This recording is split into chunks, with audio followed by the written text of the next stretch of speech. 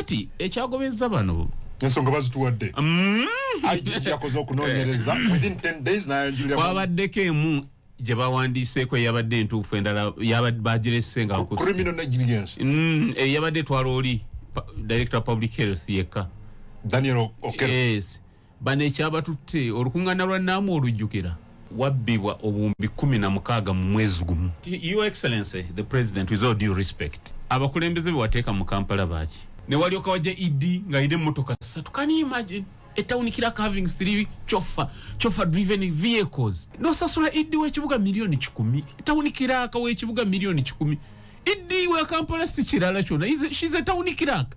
13 tonyeza 3 radio 4 ensonsoze ne 10 tonyeza 7 radio 7 eiraka lyabaye jikuru bomukama kabalega programu ekizungirize ndine Hajj Honorable Mubarak Munyagwa mugati gwa bata President Museveni yafumudde abantu basatu Idi wa Kampala mukyala Kisaka Engineer Luyimbaza badamyuka ne head of director wa public health Daniel Okero ntagwevudde ku kiteezi. Districts zone za Uganda KCA singo kufuna sente nyingi Kampala. You understand? Kampala is a district. Yes. Yesinga kufuna sente nyingi naye yesingamu enkola y'emirimu gaddibengalye. Come again? District simanyi oba abanatuuliza olulimi Luganda lwenkozesa banalutegeera. Districts za Uganda zonna Kampala, Katula Kampala waloleba ne budget, waloleba eriko ne budget ya 500 billions. Nja kukiteeka mu context abantu bena kitegeera. Naye ng'osanga Hoima district ina budget Katwale ya 35 billion or 40 billions. Meaning Kampala ina budget times 10 ya Hoima. Times 5 ya Wakiso. Times 5 ya Mukono. You understand? Yes. Yes. Na ye ate emirimu egisinga enkola y'emirimu gaddibengalye esinga mu Kampala. Gaddibengalye. Yes. Enkola y'emirimu enfu. Tuyina enkola eyajja mu ggwanga muno oba simanyi oba mugimanyi bana Uganda bayiga okwetega first family. Okwetega. Tuyina abakyala ojo bagenderera abakyala abasala kati ezifaanana eza first lady. Otero balaba. First lady ayina enviiri za salezo. Tuyina abakyala mu government ya President Museveni asala enviiri bwezityo n'agenda ku church first lady wasabira. Either nabeera mu kwaya ya church oba nabeera muki nga yeetega first lady. Amulabe. Yeah, kakati ekyo kitomeza nnyo Uganda. Neera abakyala abo President Museveni atera bawa mirimu nga on recommendation nti barokole. Ndeesa omulokole, ndeesa atali mubbi, ndeesa atali ki. Beetega. Either basaba ne first lady oba ne basabira mu church ya muwala wa first lady. Patience. Ye pastor, no, yes, pastor patience. Oyo muwala wali omwana wo. Yes, mbabu. Ye patience. Ye patience ndowooza. Kati what they do, beetega ne beefuula mbu balokole. Babalonda lwa bulokole. Exactly. Mwe bajjira mbu balokole. Mu kitongole kyonna ekya Uganda ekisinga mu sente kiri mu category eyo abakaati ezo n'obulokole. Basala enviiri ezo. Ne bafaanana first lady. Ngena biteekamu abalokole. Naye nga ideally beetega bwetezi bali ba recruiting si balokole. First of all, tosobola kufula ya district ewandiika abakozi b'ebitongole bya gavumenti ng'emu ku ya district bulokole. Okay, nebo bochigize ne balokole bya ddala. Kakati it is the same spirit. Ojukira KCA yayina kitwayitanga District Service Commission. Nga abalokozi balondebwa District Service Commission ye ba supervising. Ngabo kiri ku ma district amala. Exactly, ngabo kiri ku ma district amala. Chobola ma district amala wali sanite. Wano mu KCA babajja mu church. Asabira wa pastor patience. Ne baleta ne nasala kati y'enviiri. Kasita asala enviiri ezifaanana za first lady nga baleta. Nga bagunda awo. Abateeka ingatanga kunyagulula in the name of Jesus. Amen. Yes, nganyagulula ye chata yiminga wa mind first lady anagenda ku church ngagenda mu kwaya abeeramu beetega ngagenda abalabe ngayimba first lady alawo mwana ajude omwoyo omutukuvu nga banyagulula ebitongole byonna ebisingamu obubbi wano biri mu bakyala abeeyita abalokole ebitongole byonna nkubuulira naliko ogambye ebisinga okubaamu sente bikulirwa bakyala balokole ojolabe haircuts zaabwe ze basala zifaanana neza first lady bagezaako kwetega first lady nti amakulu enneeyisaaye nabo gye beegomba ye role model you understand osimanyi oba abantu bakitegeera nti omuntu okwetega omuntu first lady andabe nga nsaza enviiri nga ye wagenda okusabira neetega ndabewo agenda olugera nga muwala wange oyo pasita oyo mwana ye ani oyo muwala waani ng'afuna omulimu so kyekireetedde okunyagulula ensi eno gimalawo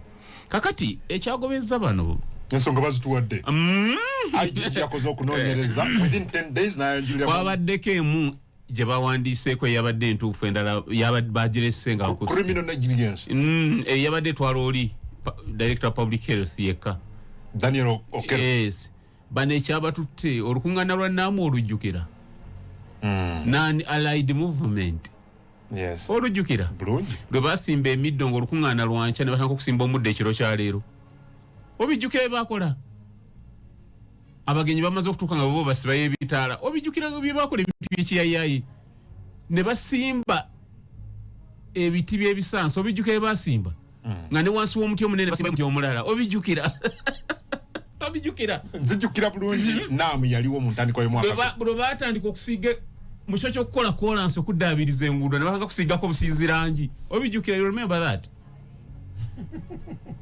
Koruta omanyi Koruta bino ebigundi ebinaanuka ebakolesa mu kolansi wabbibwa obuwumbi 16 mu mwezi gumu 16 billions nobody can refute that tell us okyegaana 16 mu lukuŋŋaana olwo bannayuganda lwe mwalaba wano nga basimba emiti ku ttaala olukuŋŋaana lubula ennaku 2 they create a crisis abantu bakesi yaabwe what they do bamanya tujja funa olukuŋŋaana wano ne basirika why beokolera ebintu mu budde bijja kubeera monitored and loopholes zijja kulabwa they create a crisis ne beefuulamu waliwo procurement procedures ezikyalinze ezitanaggwa abagenyi bababulayo ewiiki wano gyolenga abagenyi babulayo ewiiki but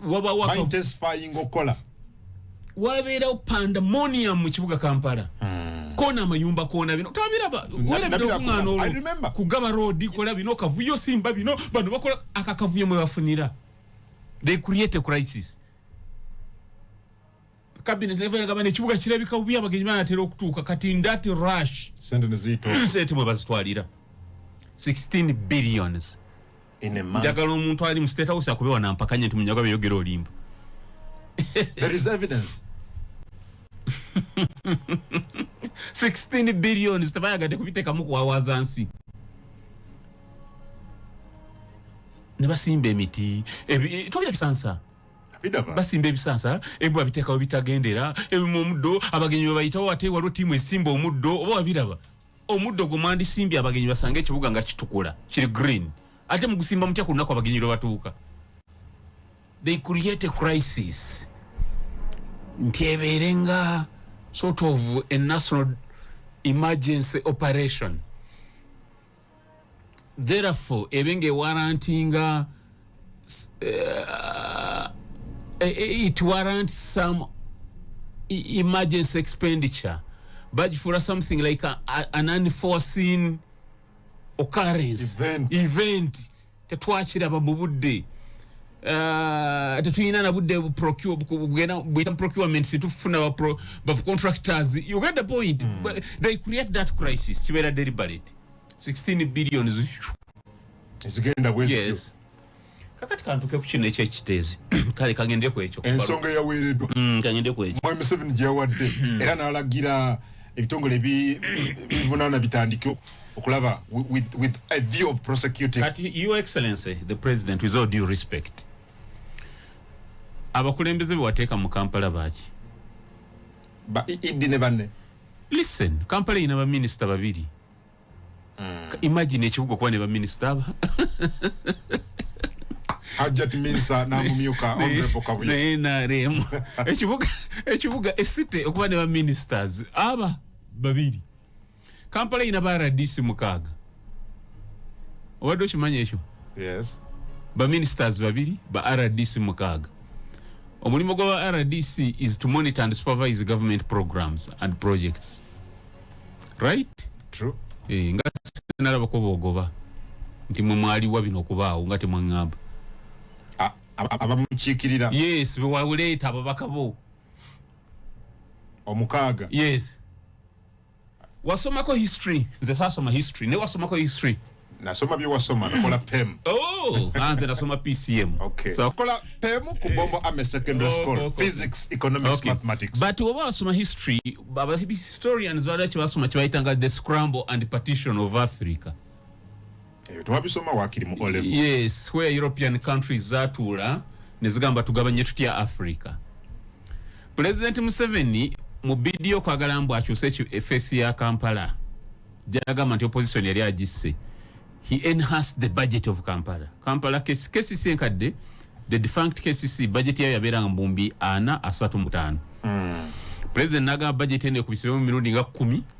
Kyusene bakyusaawo KCC yebadde Kampala Kampala State Council. Fuse Kampala Capital City Authority bichi. Ezo sente ne kujirako ba mafia abazo kulya budget yeyo. You need to go on record. Yes. Ogamire?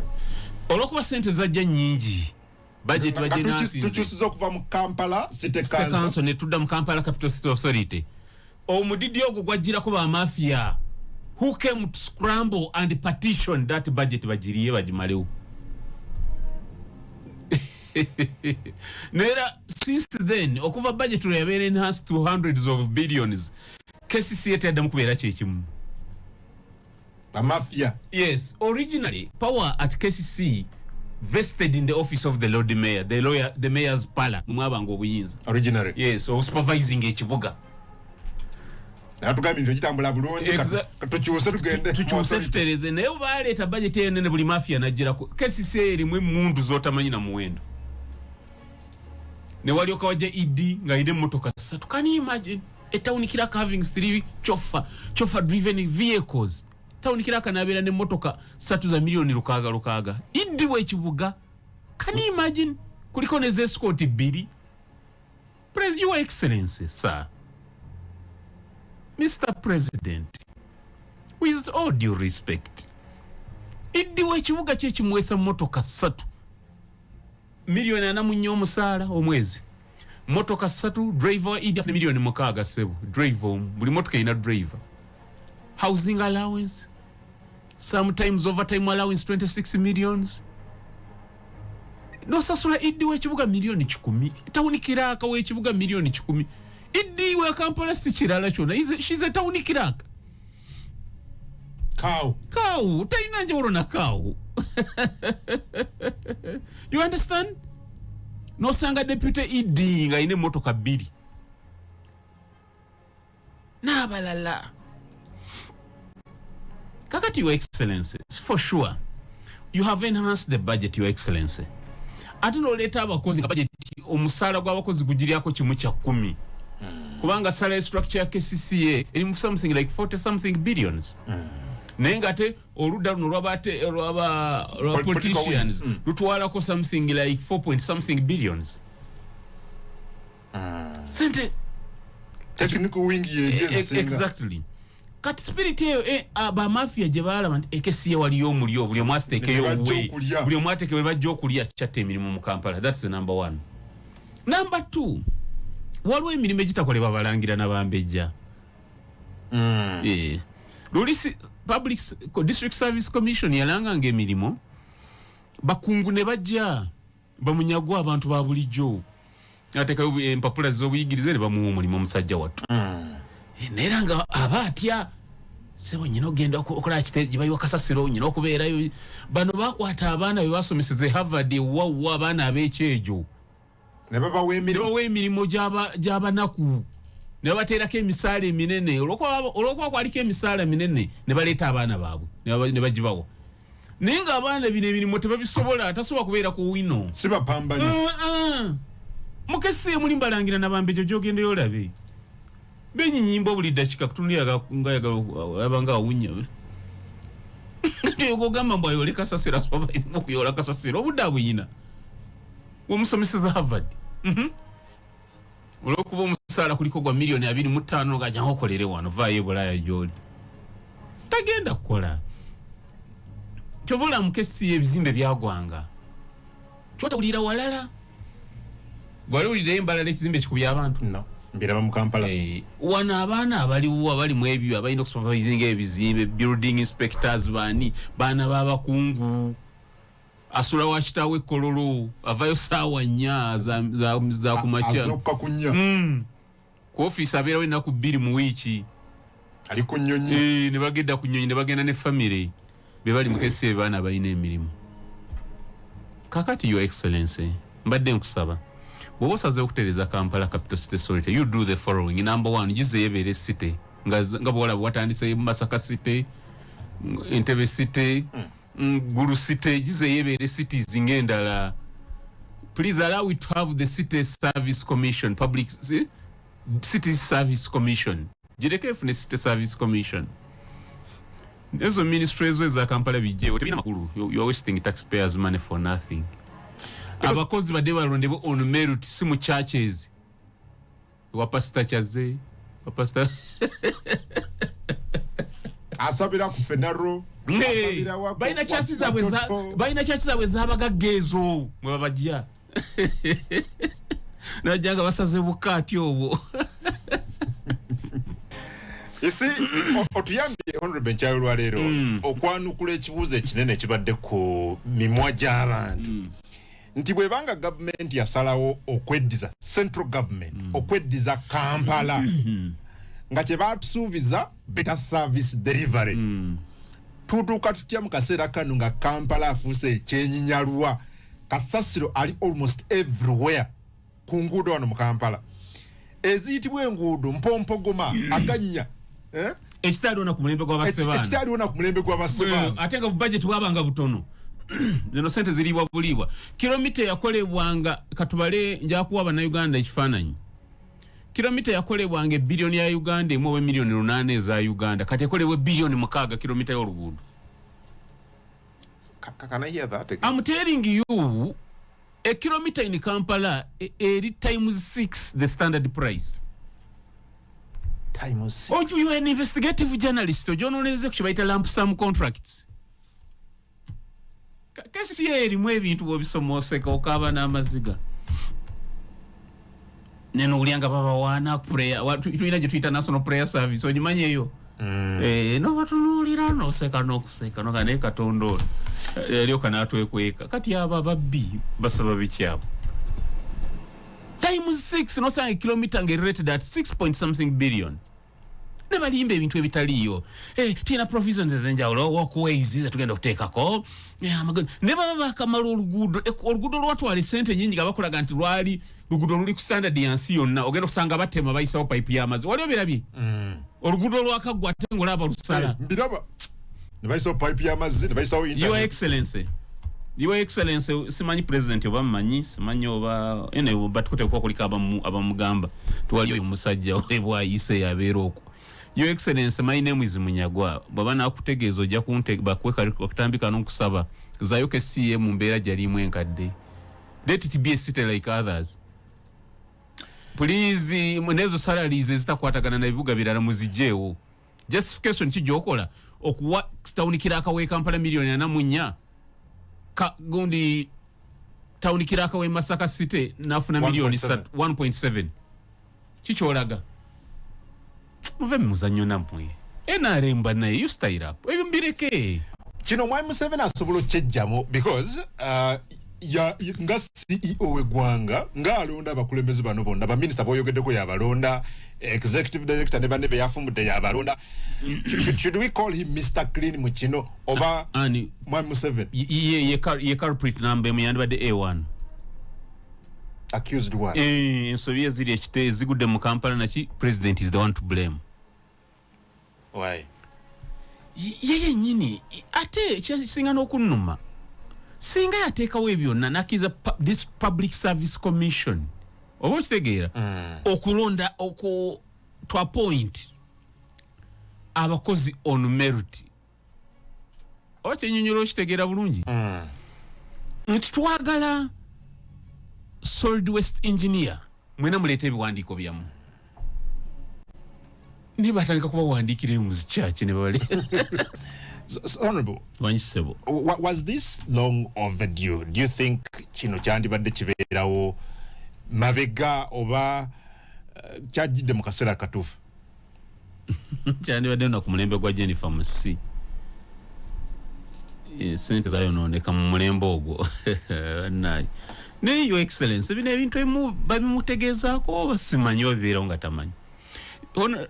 Mukyala Jennifer Musi yajja mu KCCA ng'efudde mu KCC ne bagamba ideas ne ba consultants okuva mu URA ne ba consultants abamu nga babu diploma certificate. In fact wonna yakolako nga acting aide naye nga yava eri mu UNRWA jukiza nkugambye natunuulira twatunuulira aba consultants ne tuseka busesi tukabalayi n'abantu bano batumanyira bannaye mu kakiiko kammwe aka parliament. Yes, sirerabira waliwo omusajja amuyitanga Baka Musujja yali director wa finance KCC enkadde. Baka Musujja yalina PhD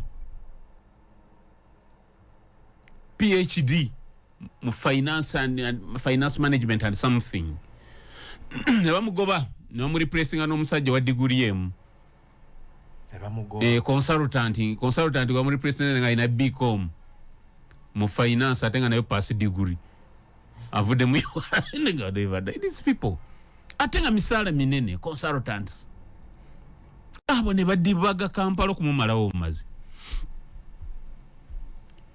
Jennifer Musi yasanga bilioni ezisoba mu 8 ezali ku akaunti za KCCA z'amagombola ag'enjawulo ezitezaalabikako ezikutte.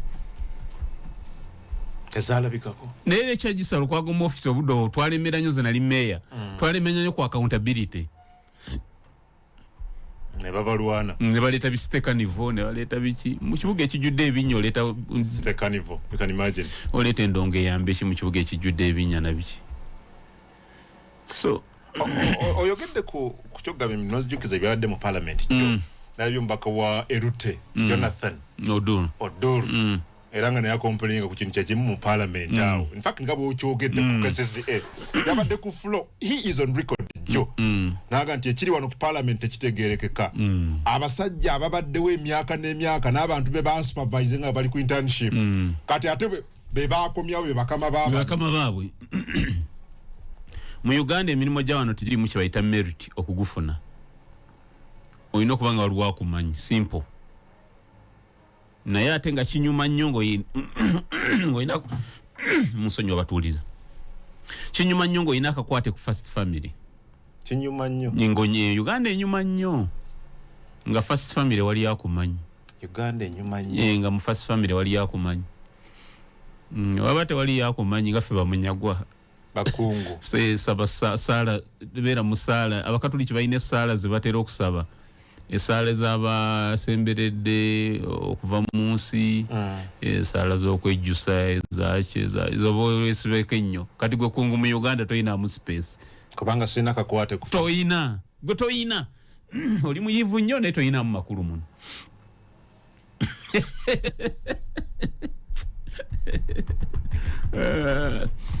Otunde mu field ya muyaba mawulire. Abana babadde mawulire muno nga ba junior abamu bogezi ba bitongole binene kati. Gwalwa yali akusinyizaako ne masters degree eyo mkungu jangu togere. Wandiko byange buli wenteeka bikomaawo.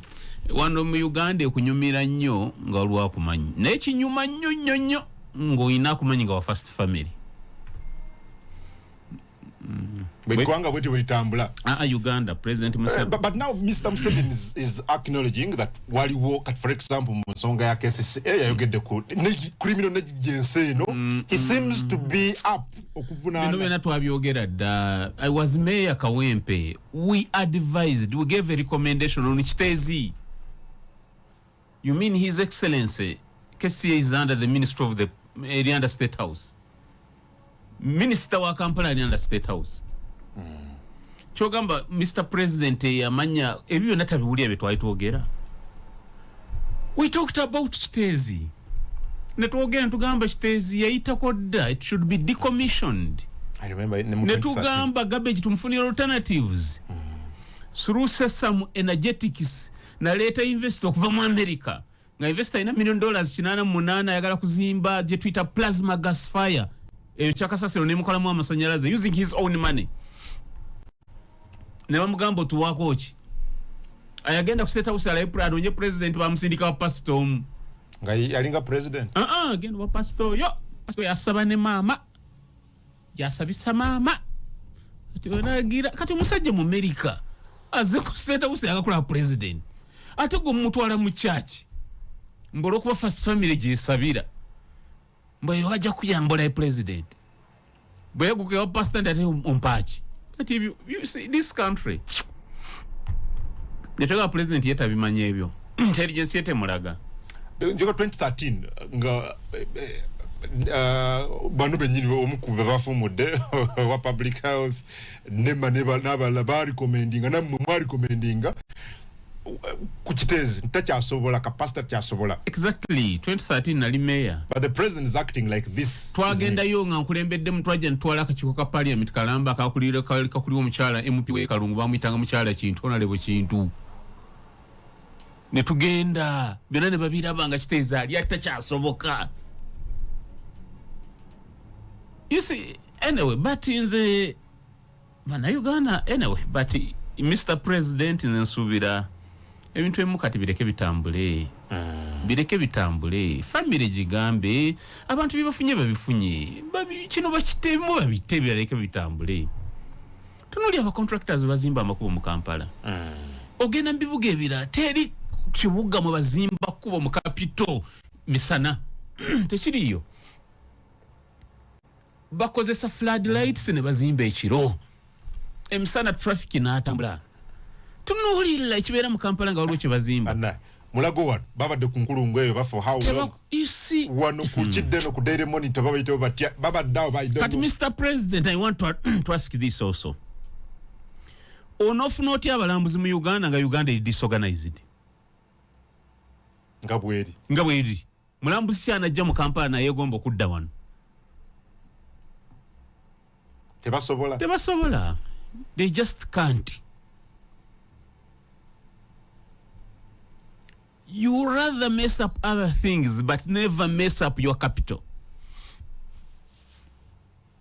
Because the name of the capital ekozesebwa interchangeably n'erinnya ly'eggwanga. You can say China or you can say Beijing. Bitegeeza ekintu kyekimu.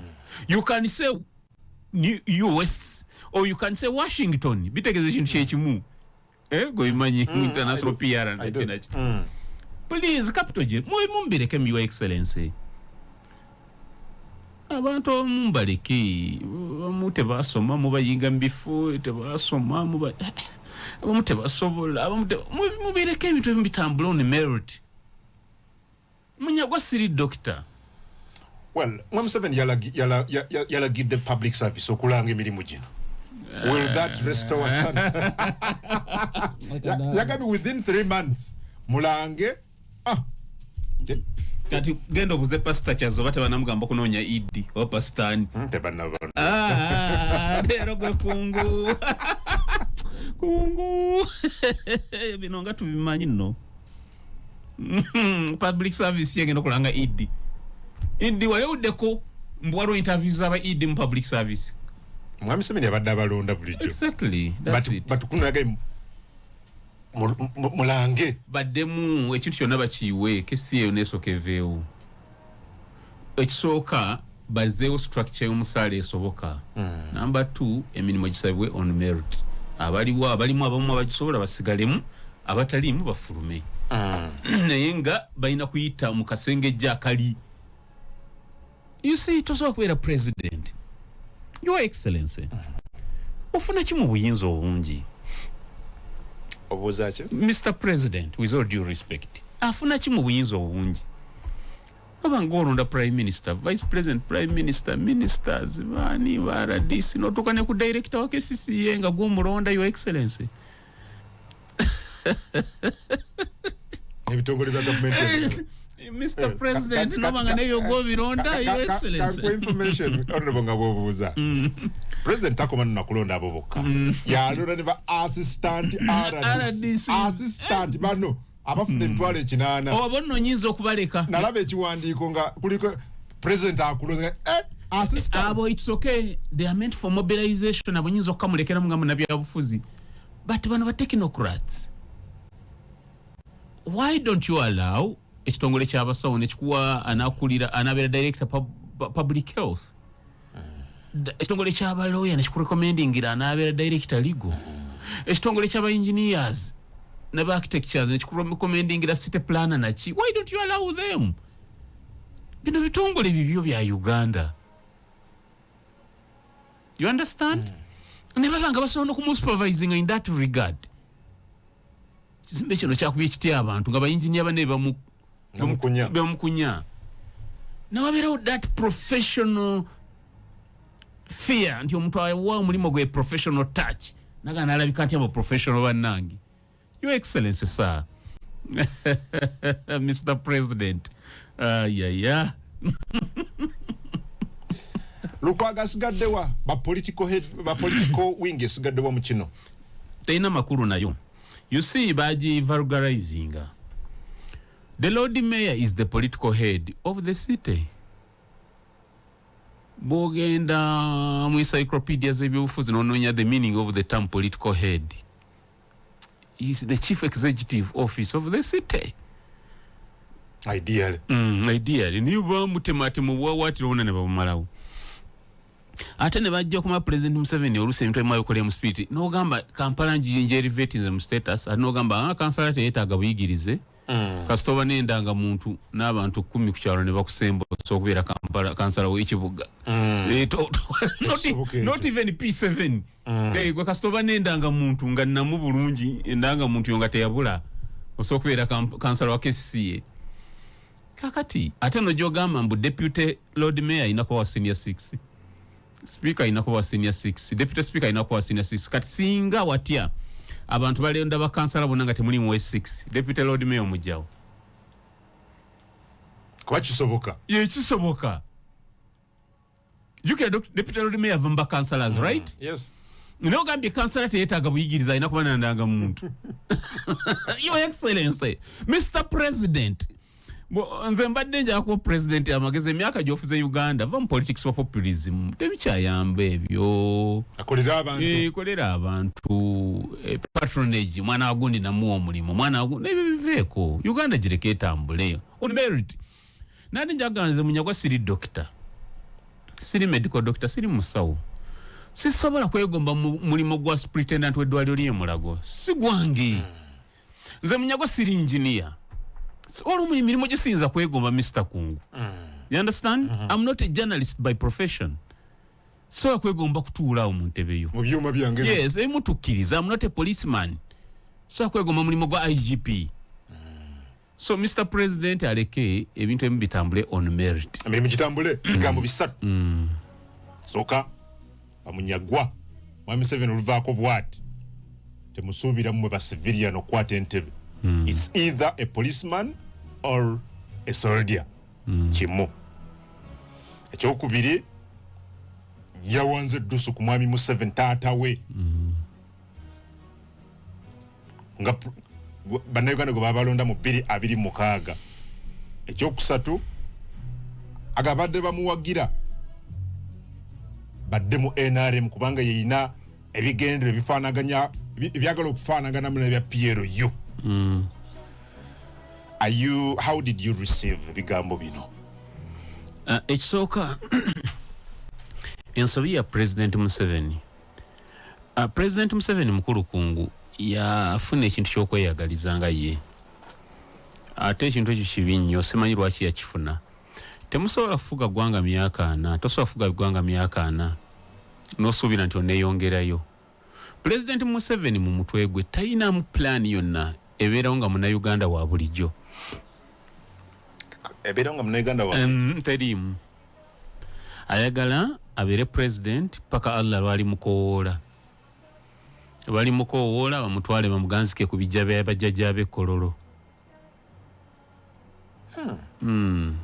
then amagye gakwate President Museveni tabeeranga kawo n'alabanga si ye president wa Uganda exactly ojukira wenali wano kulokusatu olwede nagamba mu Uganda mu 7 chap planning mu Uganda gamba mu Uganda the military is the sovereign sachi gamba wano nagamba amaje bogwe balabanga agayina okusikira president Museveni wanyonyola amaje yes nenkulaga Pakistan ne Uganda sabi kulaga ende General Muhoozi kyakujiddeyo boche ekibali mbongo yabadda confirming biwoyogera exactly nenga wandisuubidde General Muhoozi okufuna enjawulo ku president Museveni kubanga okwawukana ku General Muhoozi taata we president Museveni ne kitaawo omuto General Saleh bo bajeno bansiko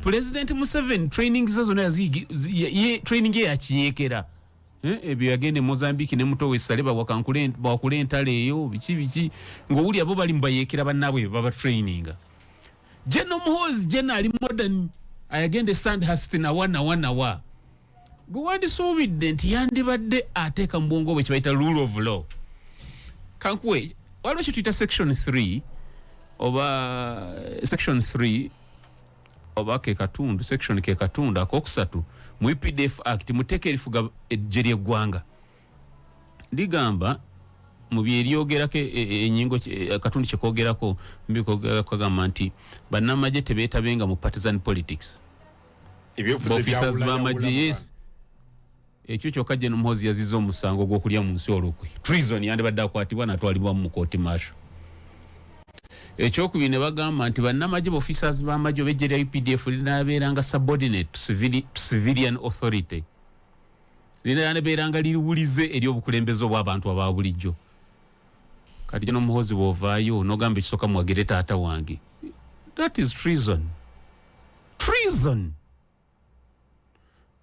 oba wambye n'ovaayo n'ogamba ate mbalabula ne bw'anaavaako teri civilian alikwata ku ntebe eno General tetujja kumukkiriza ng'ab'ebyokwerinda for sure General Muhoozi what's that General Muhoozi is highly trained yagende Sandhurst South Africa biki General yatekebwamu sente zaffe nnyingi ez'omuwi w'omusolo kyetwandisuubirayo ebintu yandibadde abiraba mu ngeri ndala okusinga ku taata we kuba taata we toyinza munenya President Museveni obulamu bwe bwonna buyeekera ono yalibaddemu polished President Museveni teatendinga na graduation ye darasala jasomera degree y'ebyobufuzi ne graduation yatuuka ali Mozambique alwana kati omuntu oyo tetumunenya omalagale kano gakale naye ono General Muhoozi no General Muhoozi actually nze nadde nsubira General Muhoozi okuvaayo akola settlement amenyewo ebigambo ebyo well as we speak and I got disappointed when I did Deputy Attorney General my senior land brother Jack Kafuzi Councillor Kafuzi a land person nga gwe n'ogamba nti ebigambo General Muhoozi biri okay he's entitled to his opinions yes. Then they are okay for you an Attorney General of the Republic of Uganda General Muhoozi is serving military officer atayinza kuva mu kigambo wekityo so that means is actually stating oli munnamateeka Honorable yes. Kafuzi bw'oba bamulidde bulungi aga nti buli munnayuganda yenna ayina eddembe eryo okwe-expressing opinions that is being funny you see asome section eyo ya UPDF Act section 3 eyogera kikuba serving officers ba UPDF yabuuziza nti waliwo etteeka lino lyosobola okujjayo erigaana munnayuganda okwe-expressing freedom my goodness that's a pedestrian way of reasoning also General Muhoozi Munnayuganda yes wa bulijjo si muntu wa bulijjo Munnayuganda Munnayuganda wa bulijjo General Muhoozi CDF the Chief of Defence Forces the founding commander of the SFC omuntu gwe bawane ku powers the commander in chief goyita Munnayuganda wa bulijjo what's wrong with the Council of Kafuzi Council of Kafuzi what's wrong with you my brother General Muhoozi omuyita Munnayuganda wa bulijjo mbu alina kwogera byasanze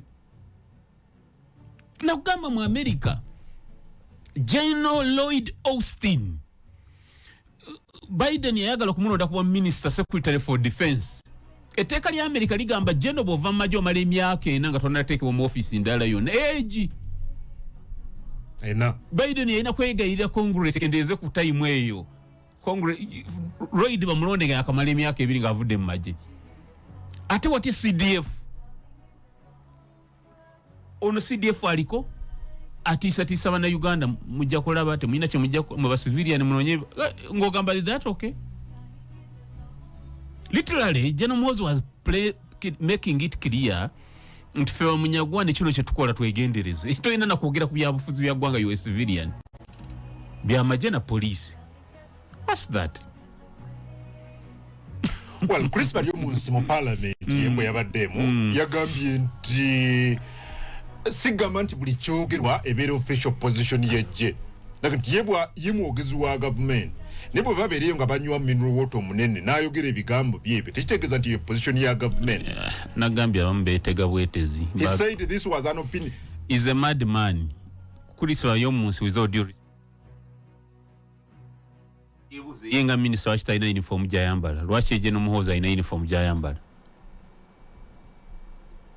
Inkubuuza ba minister ba ina uniform jebambala. Nedda. Lwachi General Muhoozi ina uniform jayambala. To identify him and distinguish him from other Ugandans. Ndio si wa bulijjo, si muntu wa bulijjo nga mmwe. He's the CDF. He's the commander. General Muhoozi bigambyo yogedde nze nsaba General Muhoozi because simuyinako buzibu buli personal. Oyogedde ku article Section 3. Yes, but abaka mu parliament boba badde bakuotinga semateeka article 208. Egamba ki? Eyogera ku kiri kyobadde oyogera kyennyini.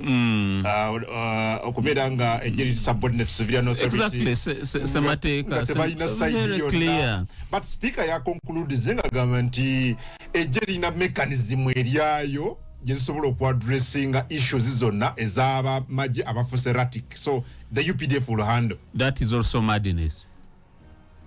You see, we have an order of hierarchy in this country.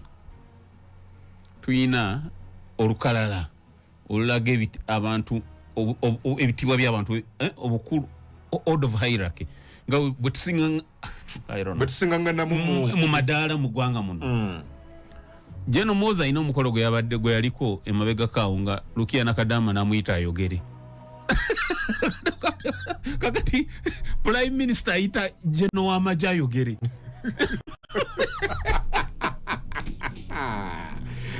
General Muhoozi nyina ba minister bemanyi nga basimula engato za General Muhoozi waba ali ku mukolo bino birthdays babaddemu. Nyina minister gwemanyi yajja mu jacket ye n'asimula engato ya General Muhoozi. Can you imagine? Wala General Muhoozi ng'agenza okukyali wa speaker e Bukedea. Yava mu motoka speaker n'asituka ne baawe ne badduka baaniriza omukulu. Olwokola ndi kunyumiza minister omugwe nalaba wano mu Uganda eya delegating asaba minister. Delegating asaba minister.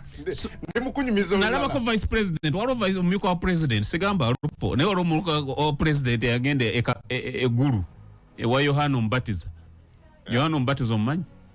Mumanyi mu Bible. No tumuyina yabatiza abazee wa Museveni ebizibu ebikuyinga ngo yakudde wa Museveni kulokoka ogenda gulu wa Yohana Mbatiza. Mu Uganda mulimu Yohana Mbatiza alitula gulu. So vice president yagende wa Yohana Mbatiza n'afunga. Vice president. Bwe yatuka ya wa Yohana n'afunga. Jambo sa. Amambaya legeza mwili tulao. Vice president yagende wa Yohana Mbatiza gulu n'afunga. Kati eryo gwanga kyeryo. Namba 2 mu gwanga n'agenda wa officer retired officer w'amagye n'ofunga. Anti oli yowa kitegedde Yohana Mbatiza. Anti kyo kugamba. Alina okubatiza osobola okutuuka ewakati. Okutuuka omukulu.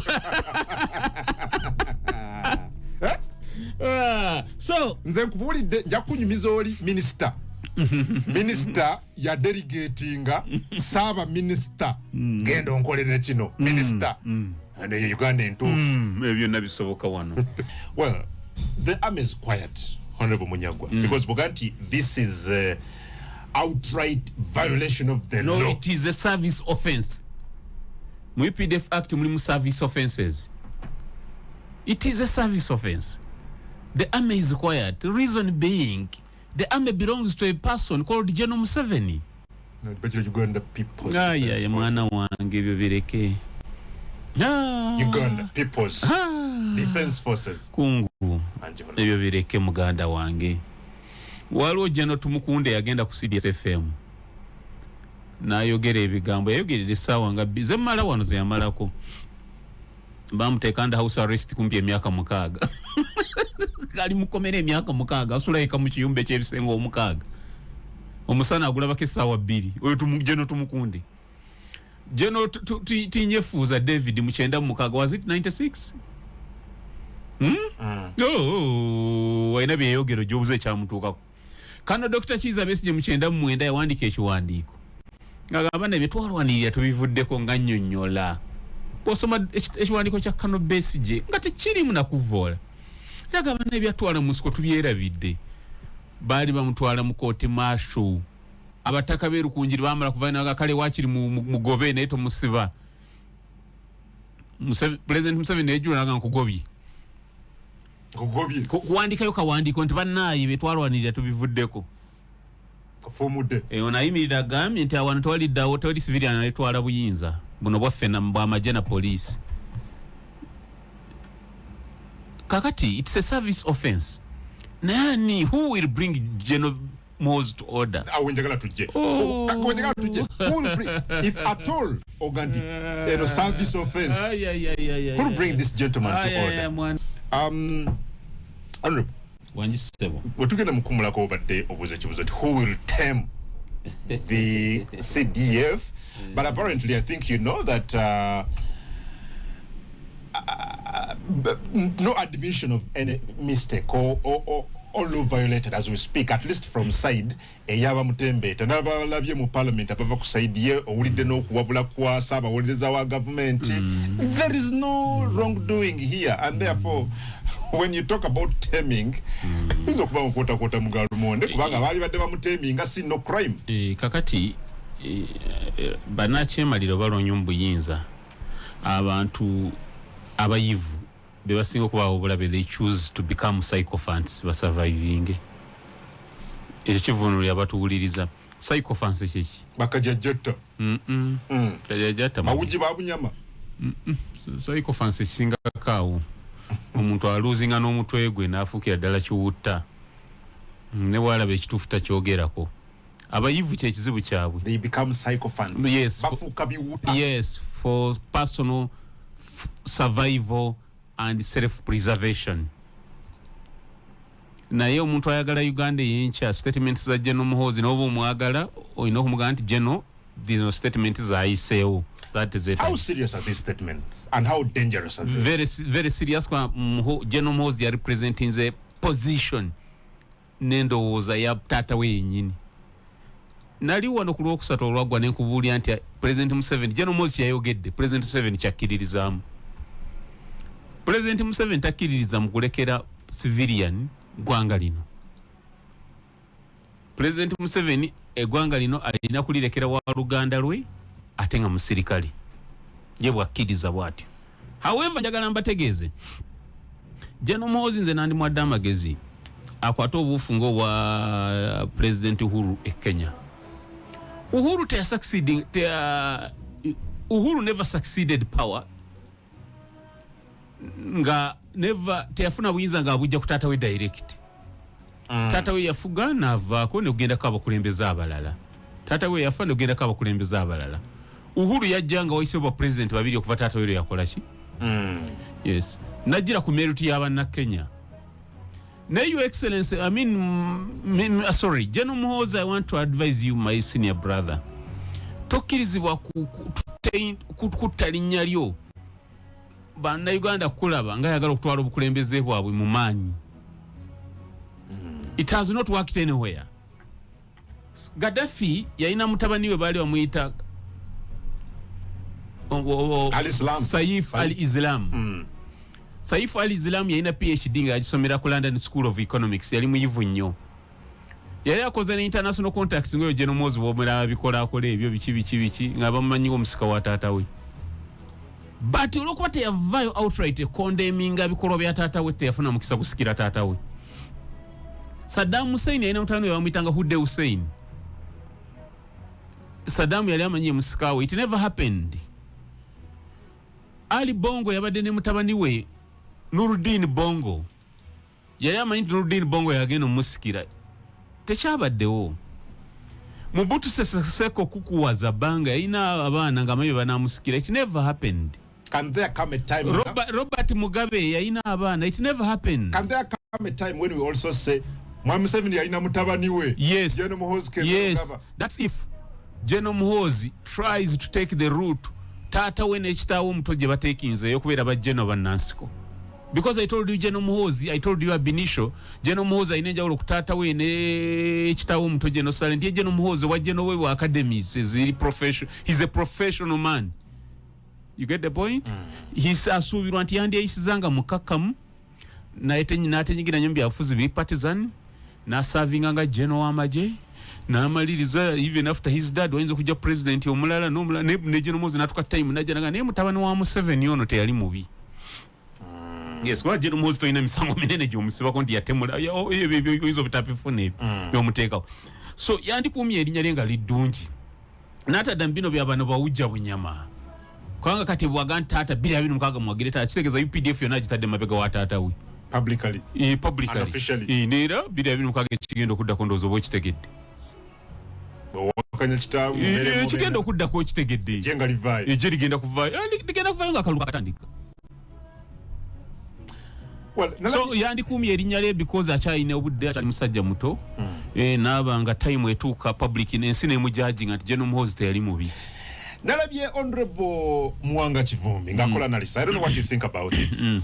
Ngaganti bwetunava mu kaluka 2026 according to him yaloza mwe Museveni agenda kabera mwera akawangule obafuke president.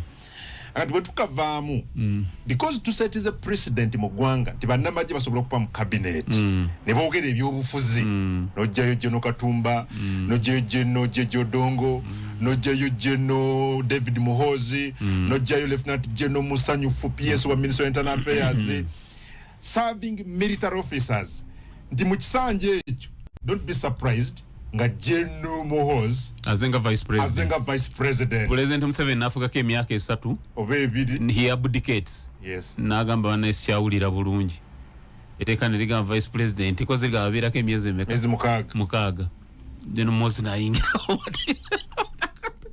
wamalo kuyingirawo jiba jinatera okugwawo nalangidia state of emergency kongeza emyaka emirala ebiri kisere kyakazigizigi for the next 2 years. ADF yagala kutukuba abantu bagala kutulumba therefore is that possible? It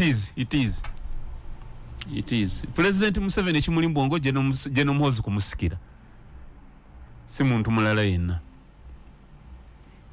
ekyo kisoboka. This is a precedent that is being set. Janko example bali ba General Muhoozi obuyinza bwa commander in chief basoka bwa General Mbadi basoka bwa officer CDF ngeri General Mbadi obajira UPDF establishment bichi nebo awinza wa commander in chief ne babuza wa chief of defense forces alaba mu Museveni nga mukwasa na ye Mbadi tebamukiriza na kubudira mu wikisebiri General Mbadi tebamukiriza na kumala mu wikisebiri bamuga buyinza buweyo yangu ya ndoza nsubya tebamukiriza na kusula uwe ezennaku ze yamayera nabo bamanaga ubuyinza bukwasa omwana wayo wali nera President Museveni General Muhoozi we are taking over wa CDF President Museveni na aterera kabono mukodomero wabogo taina chance aga na ya galante wabogo taina chance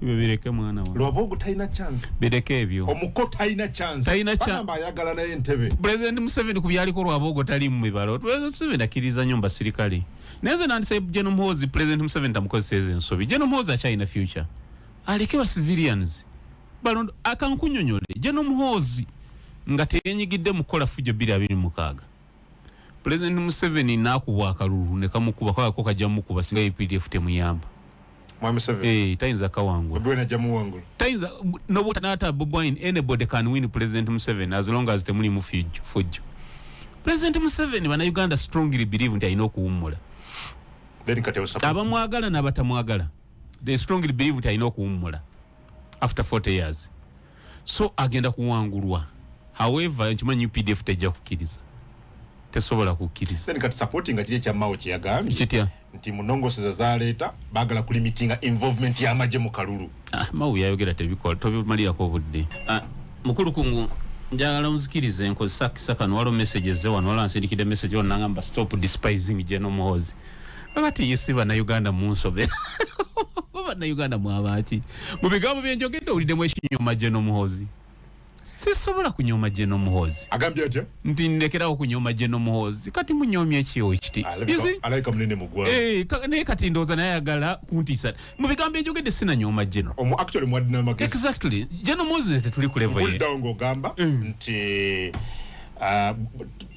yeteyisiza bubi muneyisa General Muhoozi tetuli ku level ye munze naye General Muhoozi mutabani wa president ze munyagwa tata wange talina mumanyi General Muhoozi is a son to a billionaire ze munyagwa tata wange kadde yaliye bami musajja watu aliye mu kyalo kati mwenkanyaki na just impadde magezi ngamo na Uganda namuga General Muhoozi waba awulira agakubeera ko president yandirese ebikweyingiza mbyobufuzi naleka ensi neetambula ne balonda ba president saabalala ne babatolozaako ne babalaba taimu ejja kutuuka bagambe nti naye General oli yali mutabani wa Museveni General teri musajja mubi nga bolaba abasajja balonda Uhuru e Kenya naye kati mwaba wa General Muhoozi amagezi mbakozesa erya nnyo okuba bannayuganda okukola ekyo mwe mutamwagala actually naye lwakuba mumunoonya byakulya nze munyagwa sikyalina kyenjogera mu bunoonya kyakulya siri mugagga naye sirina kyenjogera mu bunoonya kyakulya because nze natural sikiriza nnyo mu bintu bya ssente nze buli kimu waliwo ngambye nti munyagwa okomawo ebyobufuzi bikyuse neddayo ndekikirira wakibwe MP no tekisoboka obufuzi fe twajja mu politics we wache ebyo bireke fe twajja mu politics najja mu politics mu 2000 nga ne mu Makerere University omwaka ogusooka fe twali tuze kukyusa nsi eno si kunoonya mirimu naye kakati ulya n'abalozi bibagala ne bikusobera nze uli mpozi kati nze abalozi mbasabe nti akalulu mbayimbire mbakole uli bisijja kwogirira balonzi by'ekisiru njokuba njagala kalulu fe twajja nga tumanyi wandika manifesto noga kino kibe kiti kino nga politics wakitegeevu naye kati abalonzi abo nabo bakulimba bibagala birala abagulide walaji akoze bagala bintu birala sagala so but politics nja musigala mukwa Uganda yange ate nja kusigala nga njogera ku byobufuzi neyanza mukama wange webale nnyo Honorable Mubarak Munyagwa leero program ya federo bwete webadde ono batukubaza kati kotuwadde oli wakusatu okufisanga okujja okwegekera bana Uganda